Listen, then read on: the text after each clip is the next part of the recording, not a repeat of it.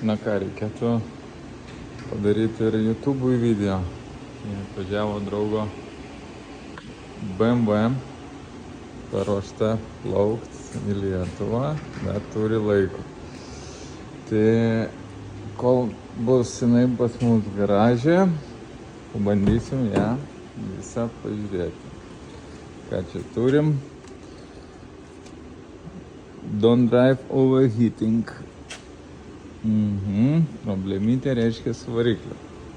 Būsim, pasitikrinsim. Drive. Saloniukas juodas, idealus. Ką turim? Laidas yra. Viskas yra. Pilnai sukomplektuotas automobilis. 330E. Kaip ir sakiau, salonas idealus, liukas, saloniukas gražus. Po kapotu viskas gražu.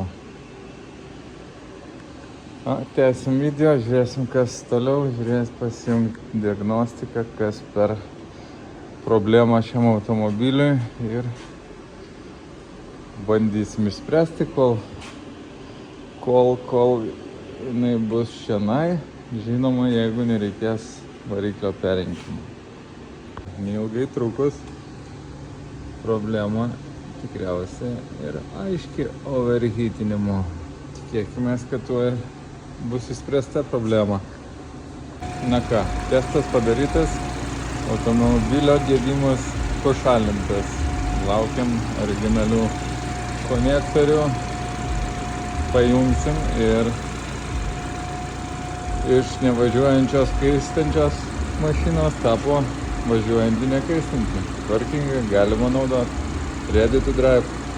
Na ką, automobilio kaitimo priežastis sutvarkyta. Automobilis pilnai važiuojantis. Galima siųsti Lietuvon. Komplektacija labai gera. Viskas veikia. Viskas gražu. Reikia užpilti kuro. Toliau puikus automobilis. Kam reikia? Galiu padėti atsiųsti automobilį iš Amerikos. BMW ar bet kokį kitą, kokį tik tai norite.